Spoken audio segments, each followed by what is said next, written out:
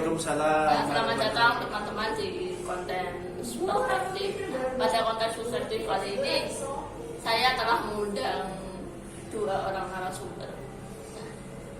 Dua orang narasumber itu yang pertama ada Mas Akbar dan Mas Munir. Kenapa saya undang mereka? Karena hari ini kita akan membahas tentang pusat layanan difabel di UIN Sunan Kalijaga Yogyakarta. Nah, Mas Akbar ini adalah mahasiswa difabel di UIN Jogja, sementara Mas Munir adalah relawan di Halo, apa kabar Mas sekalian? Alhamdulillah, sehat. Sehat? Yakin? Sehat. Luar biasa. Ya. Oke, mungkin langsung kita mulai. Jadi, kalau di mata kalian berdua, PLC itu apa sih? Apa yang kalian ekspektasikan tentang PLC waktu pertama kali kalian datang di UIN dan tahu tentang PLC? Apa PLC? Kalau dari aku sendiri ketika mendengar PLT kemudian mengikuti penjelasan waktu sosialisasi cerita dari kakak tingkat, PLT itu sebuah lembaga yang mewadai teman-teman difabel untuk mengembangkan dirinya secara maksimal. Selain itu mereka juga mendampingi agar proses belajar di kampus itu semakin lancar, dan di luar perkuliahan PLT juga mewadahi bakat dan minat teman-teman. Bayangan awalku sih seperti itu. Itu bayangan awalnya apa Iya. ya? Kalau Munir gimana deh? Kalau aku pas awal banget masuk PLT kan dikenalkan sama kakakku yang kebetulan beliau merupakan ahli di prodi. Saya diminta untuk ikut terlibat di PLT. Pas pertama masuk situ ya saya rasa ini ya tempat semacam apa ya, TU-nya teman-teman difabel gitu. Soalnya dari bentuk landscape ruangannya yang tampak seperti itu, ada semacam kayak meja resepsionis, ada ruang tamu kayak gitu. Saya nggak berespektasi bahwasanya di sana itu ada semacam pelajaran kayak gitu. Itu first impression saya ketika melihat PLT. Itu first impressionnya. Oke. Terus kan kalian berdua sudah berapa lama di PLT tadi? Setahun. Setahun. Wah, baru berarti ya. Apa yang sekarang kan berarti selama setahun ini udah mengalami banyak hal. Apa ternyata PLC itu apa setelah kamu 1 tahun ada di sini? Setelah aku memasuki ruangan, terus aku mengingat tadi bahwa misalnya dari teman-teman itu ada yang merupakan musik, terus mempertanyakan gimana letak alat musik tersebut, kok hanya ada keyboard, kemudian kacol sama sound. Ternyata setelah bertanya-tanya kemudian menyaksikan langsung beberapa event yang melibatkan PLT, sementara ini yang baru ditampilkan mereka itu paduan suara sama akustik. Padahal bayangan awalku mereka juga menyediakan fasilitas band, ternyata belum. Terus di sisi lain untuk teman-teman yang memang berbakat dan berarti aku rasa di sini cukup lengkap sih, walaupun untuk secara sistem sendiri perlu di-upgrade versinya, kualitasnya gitu. Soalnya setelah aku mencoba di sini masih ada beberapa software atau program yang versinya itu masih lama. Dan yang memang secara fisik kelihatan musik sama komputer itu secara fisik kelihatan dan bisa dirasakan langsung.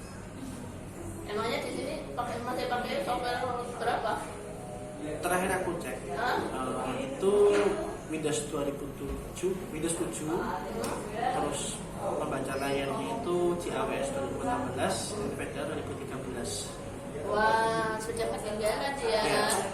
cerita-cerita yang aku dengar setiap tahun di sini pasti ada yang part time setiap tahun timbul tanda tanya part time. Mereka part time itu di sini ngapain aja? Cuman untuk menanyakan itu kan jelas bukan, soalnya yang part time itu akan tingkat sendiri. Takutnya malah meragukan kapasitas mereka gitu kan. Jadi di PLD ada part time ya? Ada di Fakultas Nasional. Oh, gimana kalau mungkin setelah kamu 1 tahun ada di PLD berikan kerawat dengan anak-anak cacat yang ada di sana, apa yang kamu dapatkan ternyata? Yang aku dapatkan ya mungkin perubahan perspektif ya. Dulu sebelum masuk di PLD kan saya nggak pernah berinteraksi dengan teman-teman difabel. Jujur waktu kuliah inilah pertama kali aku berinteraksi. Ya mungkin perspektifku seperti perspektif kebanyakan orang normal melihat teman-teman difabel itu adalah orang-orang yang tanda kutip memang belum berdaya secara keseluruhan gitu. Karena ya yang aku tahu ya selalu ada orang tuanya yang mendampingi dan lain sebagainya. Tapi semakin banyak berinteraksi, aku semakin tahu nih ternyata ada loh mereka yang punya bakat menyanyi seperti ada yang teman kita yang bernama terus ada juga yang bahkan bisa bikin film, ada yang sudah ahli main keyboard dan lain sebagainya. Dan aku juga merasa oh ternyata mereka ini juga bisa mampu dengan cara mereka sendiri. Bahkan dengan Mas Ana sendiri saya juga merasakan ini teman yang asik untuk diajak diskusi. Jadi dengan keterbatasan yang mereka miliki ini tetap bisa survive dalam kehidupannya sendiri. Itu pertama perspektif yang berubah terhadap pandangan terhadap kemudian manfaat yang aku rasakan selama 1 tahun ini menjadi relawan di PLD ya semacam adanya pelatihan-pelatihan khusus bahasa isyarat ya meskipun masih ada kekurangan-kekurangan semacam kurang rutin gitu. Selain itu ya tidak adanya buku panduan khusus yang memang disediakan untuk kami yang belajar. Akhirnya ya cuma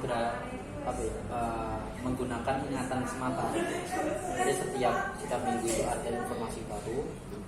Sedangkan yang kemarin itu kami nggak ingat. Gitu. Kalau misalkan boleh khusus saja ya itu apa yang sudah diajarkan kalau misalkan direkam jadikan YouTube yang bisa ditonton secara berkala ya dikasih buku panduan bahasa isyarat yang bisa kami pelajari secara otodidak sendiri tanpa harus belajar isyarat di sana. Karena kan kami juga memiliki jadwal yang enggak selonggar itu. Jadi ada semacam kekurang efektifan dalam belajar bahasa isyarat. Itu pun juga belum ada tempat untuk praktek secara intens gitu. Kami harus jadi kalau ada kemudian ya interaksi dengan relawan lain mungkin juga masih ada yang kurang terbiasa juga. Ada semacam sekat-sekat entah sekat-sekat angkatan atau sekat-sekat circle kecil semacam itu yang saya lihat selama 1 tahun ini. Kalau dari perspektif aku sebetulnya tidak ingin berkomentar lebih banyak terkait part time di Fakultas ini ya, karena aku menyadari betul masing-masing personel atau orang itu punya plus minusnya sendiri-sendiri. Nah, di sini yang ingin aku tekankan adalah program layanan dari PLD untuk teman-teman difabel netra. Kalau tidak salah ingat nama programnya itu pelatihan JAWS. Nah, dari namanya sendiri aku kurang serap karena membaca layar di komputer bicara itu ada 2, JAWS sama NPTH. Semestinya untuk nama program itu latihan komputer bicara, karena yang aku lihat fenomena yang ada di ibu kota kebanyakan pelatihan difabel netra itu pelatihan komputer bicara. Terus untuk dari segi komunikasi ketika program itu dilaksanakan kurang begitu rapi, kurang begitu terstruktur. Semisal programnya itu dilaksanakan September, Agustus baru dibentuk penanggung jawabnya, baru dicari gurunya, baru ditentukan tempatnya di mana. Itu pun untuk modul atau kurikulum atau silabus pembelajarannya itu tidak diberikan untuk kami. Jadi kami ikut gurunya aja gitu loh. Padahal dalam course atau kelas yang aku tahu itu antara lembaga dengan pengajar itu kan ada semacam diskusi, ada diskursus. Mereka menghasilkan modul yang nantinya bisa kami jadikan acuan. Sama seperti yang Mas Munir barusan jelaskan terkait pelatihan bahasa isyarat yang itu memerlukan buku panduan. Nah, untuk pelatihan komputer ini pun juga seharusnya iya, ataupun bentuk video di YouTube secara internal dari pelatihannya sendiri. Terus untuk berinteraksi dengan teman-teman relawan ataupun sesama pelaku, aku rasakan bisa dibilang sama seperti di situ ada jarak, di situ ada. Pertama mungkin aku menyadari kalau ini memang dari kesalahanku sendiri.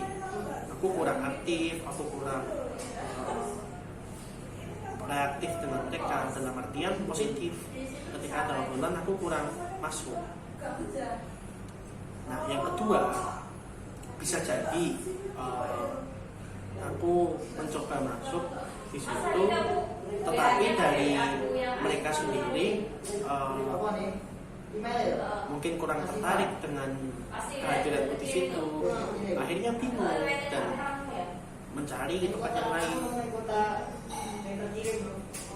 Nah, dan ternyata setelah aku tanya-tanya ke beberapa teman difabel, ketika mereka berada di ruangan PLD, itu kayak misalnya teman tuli dengan ini kuliah mati kok dikumpulkan di persoalan. Bisa jadi itu karena komunikasi di antara mereka, bisa jadi juga karena diarahkan ke sana. Nah, untuk teman-teman difabel netra biasanya di kursi tamu itu di dekat pintu kumpulnya biasanya. Nah, ketika aku berusaha memisahkan diri dari lingkaran mereka di tanda kutip teman-teman difabel netra, biasanya di sini aja enggak. Nanti aku lupa banyak barang. Padahal aku pengen eksplorasi di sini, eksplorasi dengan mandiri gitu loh. Itu sih. Ya memang pendampingan itu perlu. Cuma ketika situasi tersebut membuatku itu benar-benar tidak bisa mandiri bergerak. Misalnya kayak tempat yang belum aku ketahui, nah itu perlu banget pendampingan. Tapi ketika udah mengetahui, cukup ditanyakan, kamu bisa nggak? Kamu perlu bantuan? Seperti itu.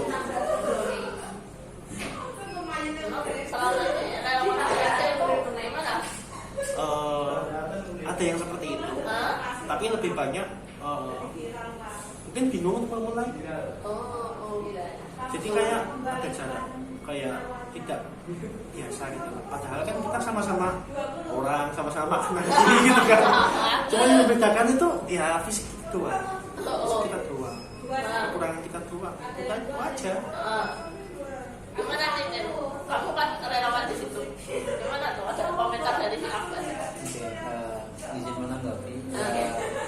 Mungkin mungkin masalahnya kasusnya itu sama seperti yang kita bahas masalah di PLD, yang mana masih ada paradigma yang mengarahnya di PLD dengan sosok yang belum sepenuhnya itu bisa mandiri. Dan mungkin paradigma itu terjadi perubahan karena ya kurang edukasi lagi, dan ya sudah di frame semacam itu, di frame bahwasanya ini tuh perlu bantuan terus. Dan ya mungkin ada frame juga, aku ini di sini relawan yang tugasku adalah membantu mereka, dan mungkin paradigma atau definisi mereka juga relawan-relawan yang lain terkait definisi kata membantu itu terlalu sempit. Membantu itu artinya ya mendampingi terus, menjaga terus, mengarahkan terus, bukan cuma sekadar fasilitator yang secukupnya aja. Jadi kadang-kadang para relawan itu belum bisa yakin kalau teman-teman difabel ini bisa mandiri kalau relawan tanpa ada relawan. Itulah kenapa setiap tahunnya relawan itu selalu masuk banyak, tapi keluarnya juga banyak. Semacam itu. Karena ya ada juga yang sampai sana dia nggak merasa ngapa-ngapain gitu, akhirnya keluar. Ada juga mereka yang memang benar-benar nggak ngapa-ngapain tapi tetap stay di PRT untuk ya nyari circle aja, nyari jaringan wifi atau nyari jaringan wifi atau sekedar pengen main poker atau apa, atau cuma dari orang. ada juga yang cuma nyari asli dari ya memang karena paradigmanya mereka masih yang aku lihat sih dari teman-teman difabel yang memang benar-benar sudah bisa mandiri itu minoritas mereka.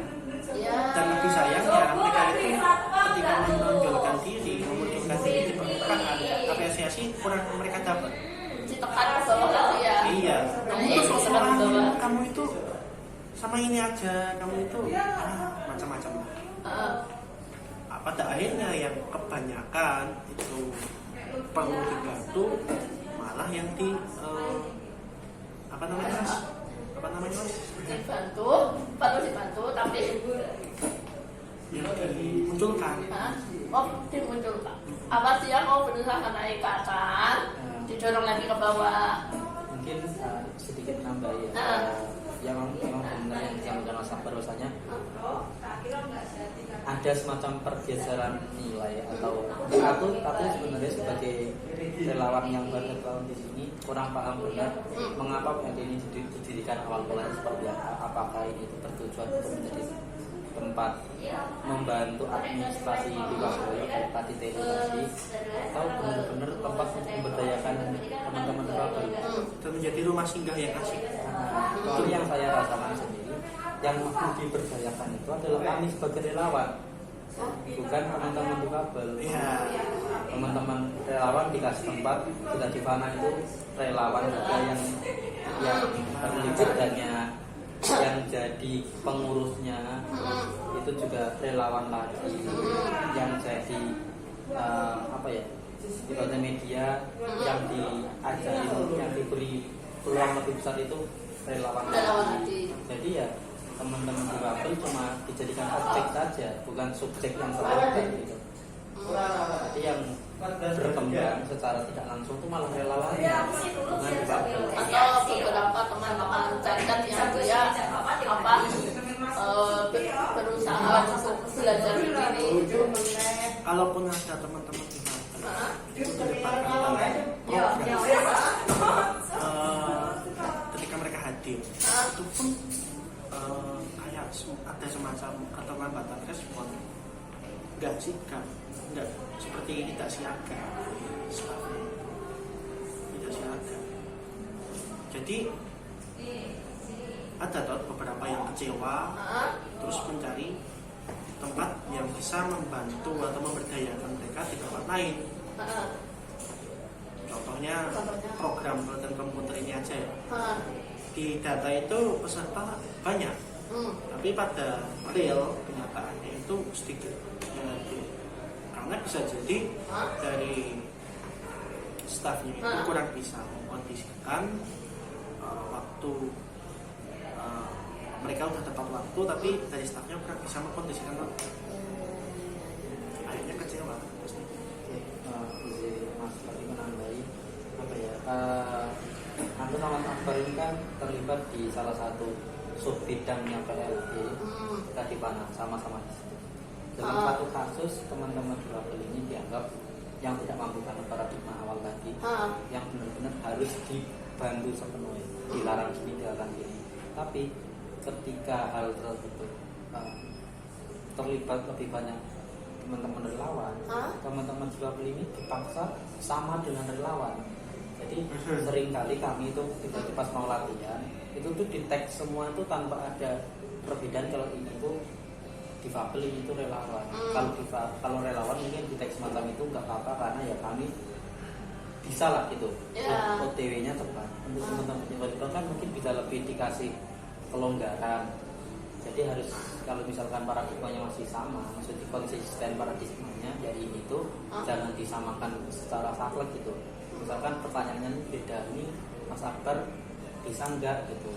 Kalau enggak ya udah, jangan malah semua tuh dianggap sama di bidang ini, tapi di bidang lain beda, itu kan ya gimana ya gitu loh rasanya. Serba salah. Jadi ada dualisme apa ya? Ada dualisme paradigma di sini. Iya, dari kita langsung gitu. Oh. Menarik. Akhirnya serba salah. Mau ikutan, tapi di situ nggak leluasa. Tapi ketika kita ikutan, semua dipukul rata. Aku juga ngajari aku Semua dipukul rata. tapi aku juga Teman-teman itu diajar, malah ngikutin dari serangan. disuruh jadi koordinator pedagang malah. Terus ketika aku mencoba masuk divisi media di bagian copywriting itu nggak pernah, atau mungkin 1-2 kali saya dapat tugas. Kalaupun dapat serba mendadak. Ketika aku tanya satu divisi itu relawan juga, katanya juga itu sering mendadak gitu. Lah ini aku bertanya kan dalam hati, ini kira-kira gimana ini SOP-nya gitu loh. Kayak nggak ada SOP-nya gitu. Jalan sendiri gitu kan. Oke, kemarin kan aku kemarin diceritain sama temanku yang habis melakukan penelitian seperti itu. Nah, pas dia melakukan penelitian, dia wawancara ke salah satu anak cacat yang ada di sini. Anak cacatnya tahu nggak bilang apa? Dia bilang gini. Jadi kan aku udah, jadi ini kata anak cacat itu ya. Jadi kan aku sejak kecil bisa TK sampai SMA 12 tahun itu kan belajar sendiri, biar berusaha untuk gimana caranya biar aku bisa mandiri ya kan. Nah jadi setelah masuk ke kuliah, PLJ ini seolah-olah enggak, seakan-akan PLJ ini hampir tidak ada pengaruhnya. Nah itu kan aku kalian berdua emang ya PLJ tidak ada pengaruhnya atau ada jadi? Kalau menurutku kuliah itu memang tempat bagi orang-orang yang sudah mandiri. Tapi di sisi lain kita juga perlu melihat kemampuan seseorang, lebih-lebih difabel. Oke lah, kalau difabel netra itu secara kognitif mampu, tapi di sisi lain mereka juga harus diarahkan untuk soft skill atau kemampuan beradaptasi atau mungkin kemampuan dalam menyikapi ya gampangannya kayak etika gitu. Etika apa? Etika entah dalam berbicara, entah dalam menanggapi wawancara, entah dalam penelitian. Sementara untuk OM, aku yakin sedikit banyak ketika udah lama tinggal dan berinteraksi di lingkungan itu, mereka bisa. Berbeda dengan teman tuli, teman dengan difabel intelektual, itu kan perlu layanan, perlu perhatian lebih. Walaupun ketika mereka sudah mandiri, ya dilepaskan, cukup ya dari PT sendiri sebagai fasilitator. Oke, terakhir nih, apa sih yang kurang dari PLJ itu yang selama ini kalian rasakan? Tuh, mulai dari mungkin dulu balik. Berarti ini ini closing statement ya. Mungkin kritik sudah kami sampaikan di sini. Kalau misalkan untuk sarannya ya lebih dilibatkan teman-teman difabel. Jadi kan mereka itu subjek partisipatif gitu. Kalau saya dari pengemban masyarakat itu subjek partisipatif itu penting. Jadi masyarakat atau dalam hal ini teman difabel itu jangan cuma sebagai subjek objek kita saja, tapi juga subjek yang terlibat langsung dengan apapun yang ada di PLB.